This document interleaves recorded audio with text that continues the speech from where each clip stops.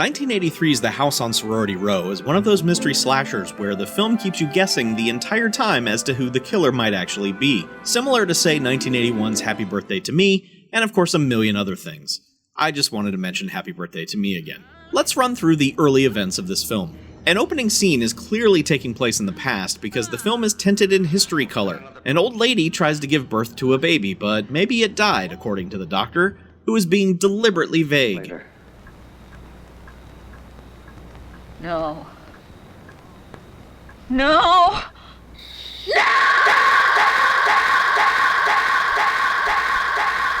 Then we're in the present as it's summer break, and 7 graduating sorority girls stay behind to throw one last party in their sorority house, which also happens to be the house from the opening scene. And oh hey, Harley Jane Kozak. She'll go on to have a career. Their house mother is the lady who we saw trying to give birth, and she's entirely dubbed, which is distracting. Vicky. Where is she? We haven't seen her. I'll speak to her later.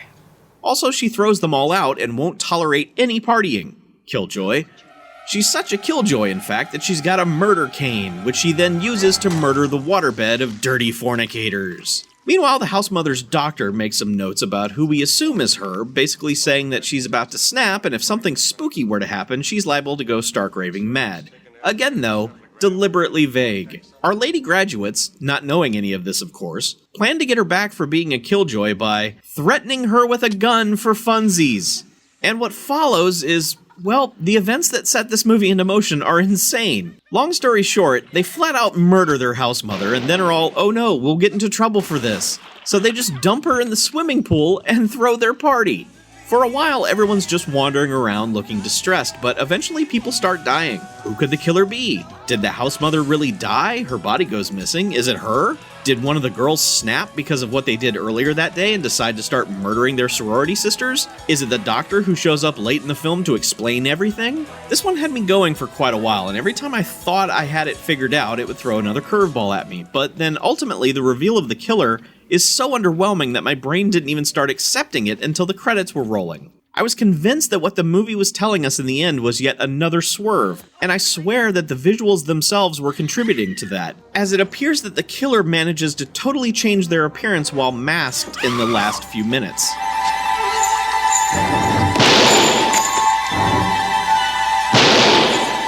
Also, the movie just stops. The killer is revealed, but it isn't resolved. You have to actually finish your movie there, movie. I deducted some points for that. On the plus side, it's got this sweet van, and if you enjoy this weird red-green lighting scheme that I see in these things all the time, there's some of that. Also, it's got a Richard Band score, and Rachel Talalay, who would go on to direct one of the maybe top 3 Doctor Who episodes of all time, served as a script supervisor and apprentice editor here. Director Mark Rosman's next gig was 1984's Mutant, but only briefly as he was replaced early during production. Huh. Tomorrow I'll talk about how Rosman is remembered fondly in the 2009 remake, conveniently shortened to Sorority Row, because kids can't handle long titles. You know, like Harry Potter and his friends meet the Wizarding Congress of Azerbaijan.